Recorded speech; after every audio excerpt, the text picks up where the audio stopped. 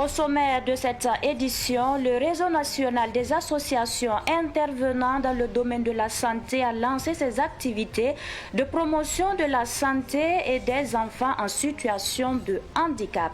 Des activités qui concernent la réalisation des visites médicales et la dotation de matériel médical adapté au profit de 5000 enfants en situation de handicap. On en parle dans ce journal.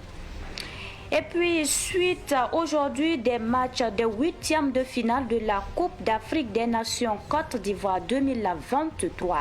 Après la victoire des éléphants hier face aux lions de la Teranga, c'est aux étalons de chercher la qualification aujourd'hui face aux aigles du Mali.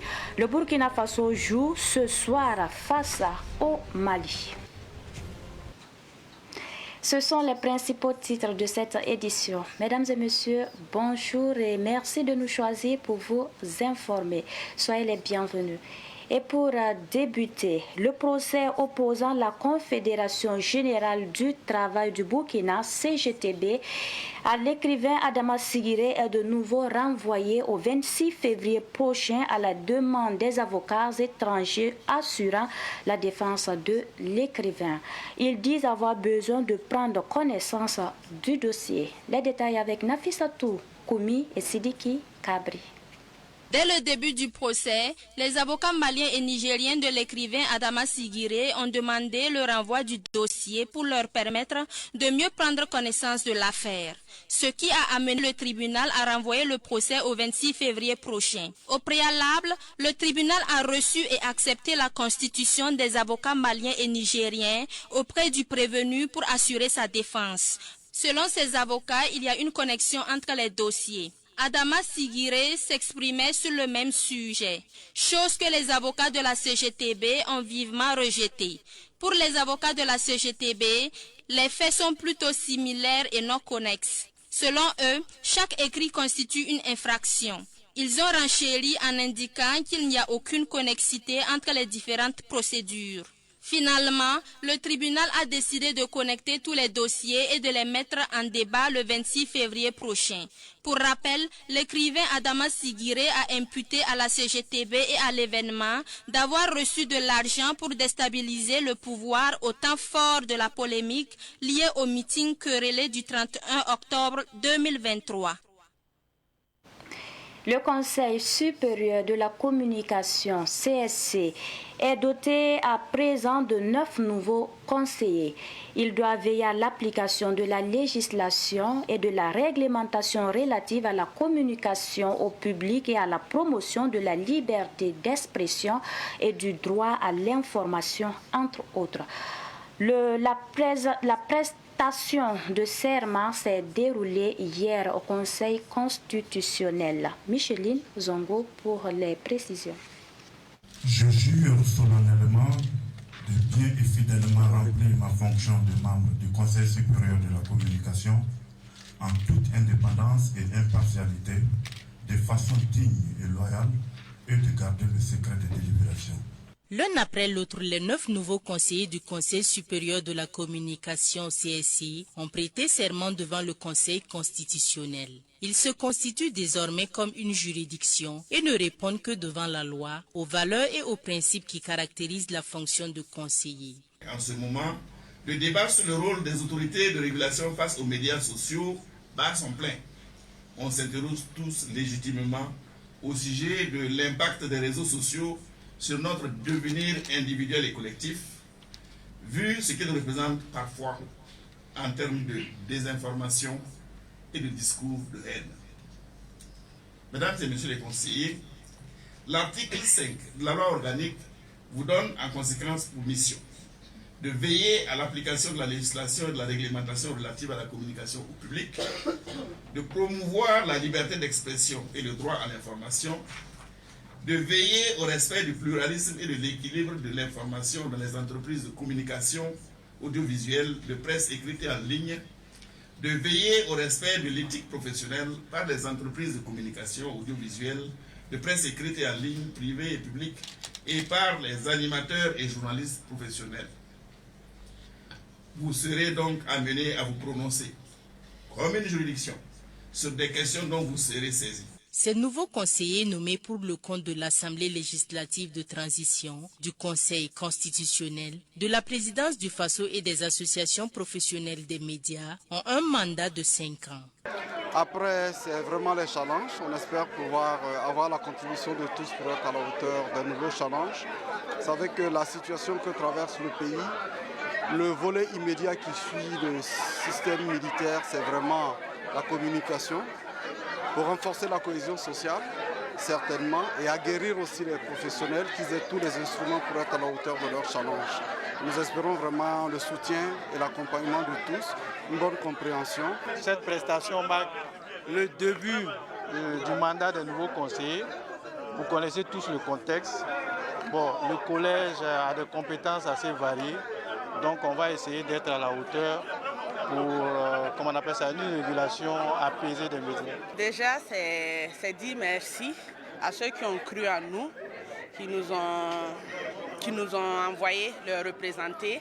Et on pense qu'avec leur bénédiction et avec tout le collège, nous allons pouvoir relever les défis et réussir la mission qui nous est consignée. Cette prestation de serment marque la fin de mandat des anciens membres du CSC. Et cette actualité, le Mali, le Burkina Faso et le Niger ont annoncé dans un communiqué dimanche qu'ils se retirent de la CEDEAO. Les Ouagalais estiment que la rupture avec la France devrait se poursuivre avec la rupture avec la CEDEAO. Leurs propos ont été recueillis par Claire Sungrana. En quittant la France, il faut quitter la CEDEAO. Parce que nous savons que la CEDEAO appartient à la France. En quittant la CEDEAO, nous pensons que nous allons gagner beaucoup de solutions à nos problèmes. Puis nos voyants soldats seront basés sur le Burkina Faso pour pouvoir combattre les terroristes. Je pense qu'avec cette idée qu'ils ont fait, c'est très très important avec nous. Le président, ce qu'il a fait là, c'est une très bonne idée. Je pense qu'il y a des pays même qui vont pouvoir prendre cet exemple-là pour pouvoir sortir de ces misères. Parce que où le monde va, il faut évoluer. Non de reculer en arrière. On sait aujourd'hui qu'on a des problèmes. On sait que dans les 10 ans à venir, nous allons s'en sortir. Ce que le président a fait, c'est une bonne idée. À mon égard, en tout cas, ce qu'il a fait, je pense que c'est la victoire qui vient. Après ça, nous savons que la victoire va régner au Burkina Faso. Nous allons nous en sortir dans tous les côtés. Parce que la CEDEAO, en tant que tu es dans la CEDEAO, tu es comme tu es enfermé dans une prison. Tu ne peux pas faire ce que tu veux.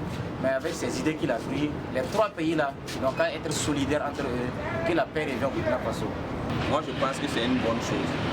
Voilà, parce que déjà, étant même dans la CEDEAO, là, nous, on ne voit pas quelle importance ça nous rapporte, quoi. Et tous les pays qui ont décidé de se retirer, là, en tout cas, c'est leur choix et je crois que le choix, là, en tout cas, c'est un bon choix.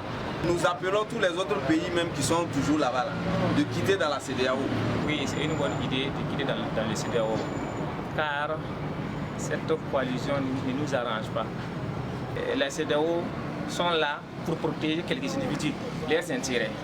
Sinon, nous voyons que s'il y a un problème, ils viennent en retard. Et quand ils viennent, c'est pour leurs intérêts. Donc ce n'est pas pour le peuple. Ils ne travaillent pas pour le peuple. Normalement, ils devraient quitter depuis longtemps. Une très très bonne chose. Les chefs d'État maliens, burkinabés et nigériens sont à féliciter pour cette initiative qu'ils ont prise pour se retirer de la CEDEAO. Ouais, ça va permettre de faire beaucoup sans rendre compte à quelqu'un, quoi. Ouais, voilà. Il faut vraiment être courageux pour prendre cette décision-là. Et on espère qu'ils vont aboutir à ce qu'ils ont commencé. D'autres pays même peuvent ajouter, ça serait bon.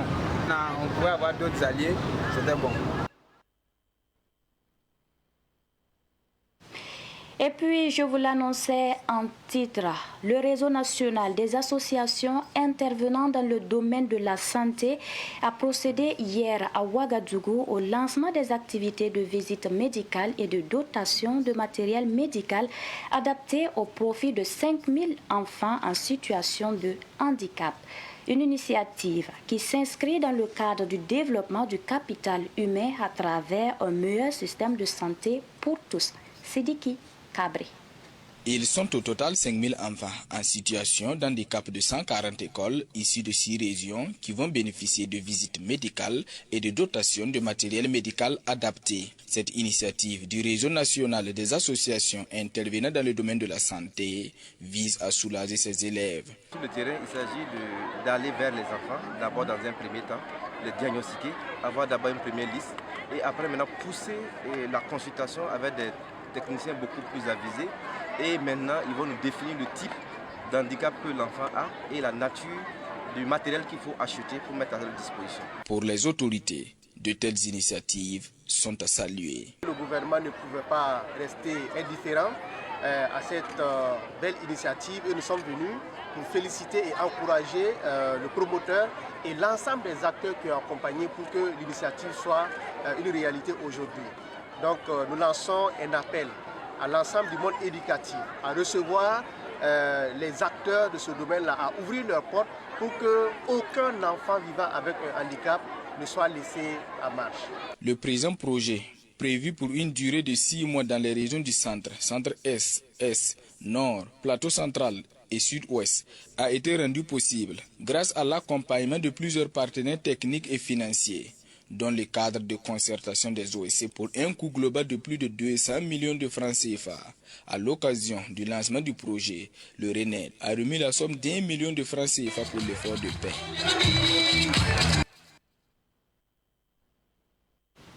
Toute autre actualité pour poursuivre ce savant midi. La jeunesse catholique de l'archidiocèse de Ouagadougou a commémoré cette année la 27e édition de la journée diocésaine de la jeunesse JDJ. Une commémoration qui a refermé ses portes avec une messe d'action de grâce sur la colline mariale de Yagma le dimanche dernier. Plus de détails avec Ahmed Joël Kompaouri. Des milliers de jeunes de l'archidiocèse de Ouagadougou sont réunis ici sur la colline mariale de Yagma pour commémorer leur annuelle journée diocésaine de la jeunesse JDJ. C'est une commémoration qui permet aux jeunes de communier ensemble et de rendre grâce à Dieu pour ses bienfaits. Vraiment, c'était très intéressant de voir tous les jeunes de Ouagadougou réunis. Vraiment, ça donnait chaud au cœur de voir tous ces jeunes-là. On est jeunes, mais on sait suivre le Christ. C'est sûr qu'on sera encore là l'année prochaine pour les JDJ de l'année prochaine. Pour le président diocésain de la jeunesse catholique Honoré Okanayaro, c'est toujours une grâce de commémorer cette journée. À l'occasion de la célébration de cette 27e édition, nous rendons grâce à Dieu. Nous sommes heureux aujourd'hui parce que le message que les jeunes ont reçu de par le président de la célébration et de par notre conférencier montre que nous devons redoubler d'efforts. Nous devons accepter les difficultés que nous vivons aujourd'hui, accepter nos réalités et reprendre courage pour aller de l'avant.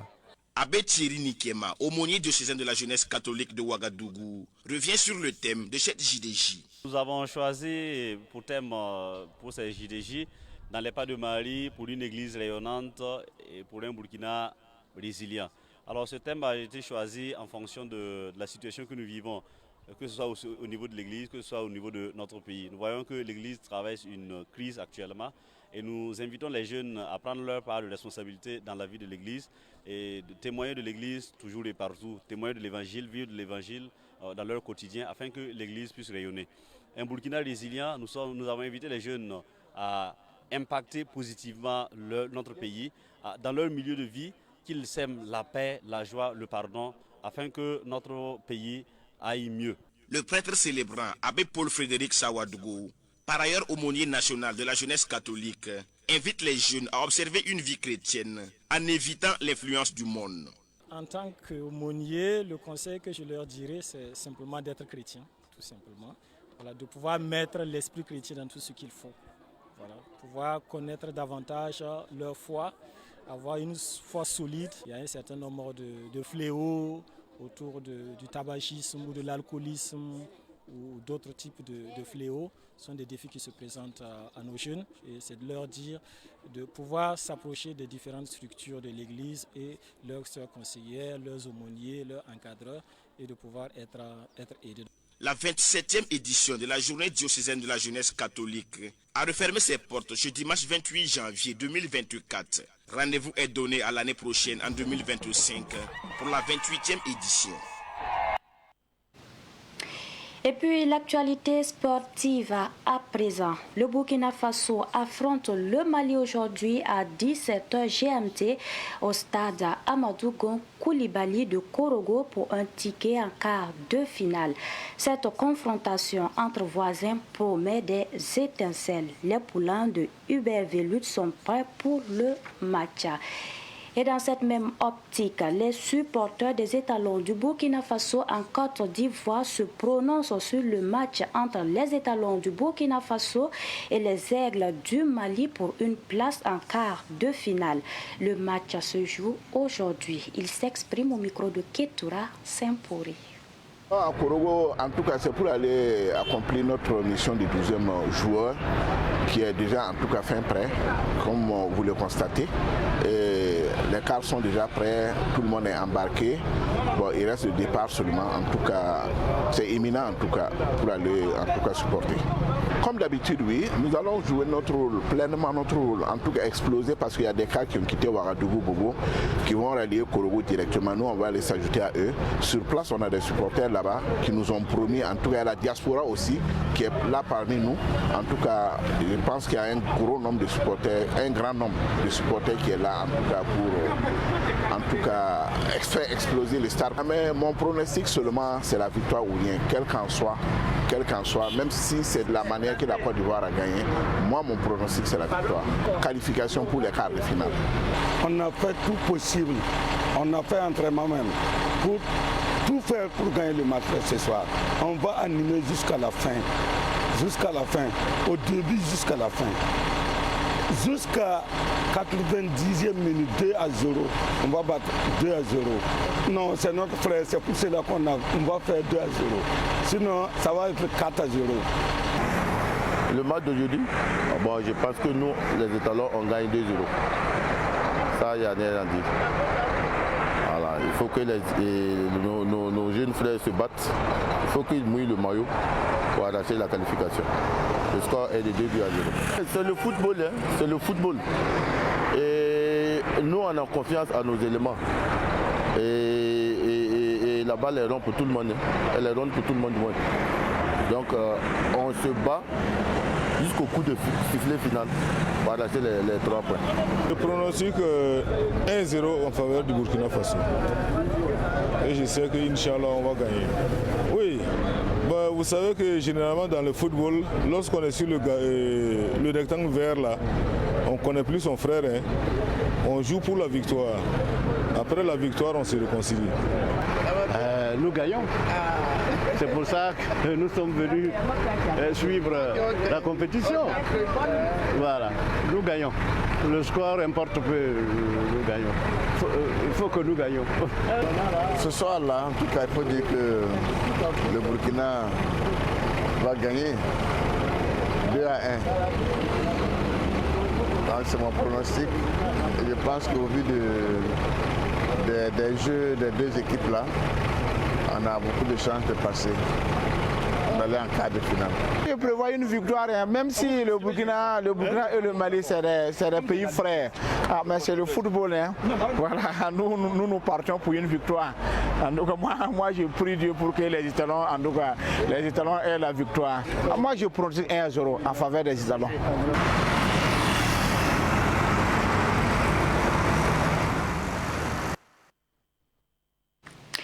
Et bonne chance aux étalons du Burkina Faso. En sport, toujours, le pays organisateur de la CAN, la Côte d'Ivoire, a éliminé le Sénégal hier lors de la séance de tir au but et file en quart de finale.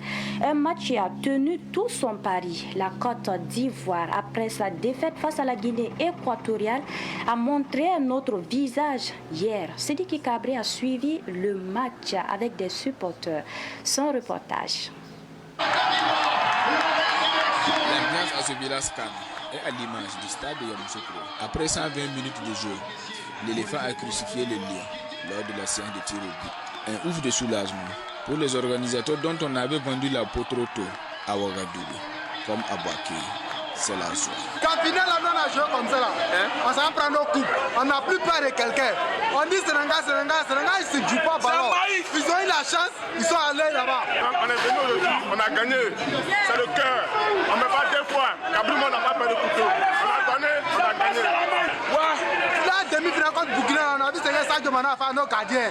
Mais aujourd'hui, là, ils ont passé de façon. Il n'y a pas de sentiment ici, le vieux, c'est plus qu'un sentiment. C'est Dieu qui a fait. Le Sénégal n'a jamais gagné en Côte d'Ivoire. Les gens ont serré cuit, ils vont desserrer. C'est un coup de marteau. Les éléphants de la Côte d'Ivoire sont qualifiés pour les quarts de finale après avoir été repêchés au premier tour. Côte d'Ivoire, là, c'est Côte d'Ivoire. Et voilà, ainsi se referme cette édition. Merci à vous pour votre attention et merci pour cette constante fidélité. La suite du programme dans un instant.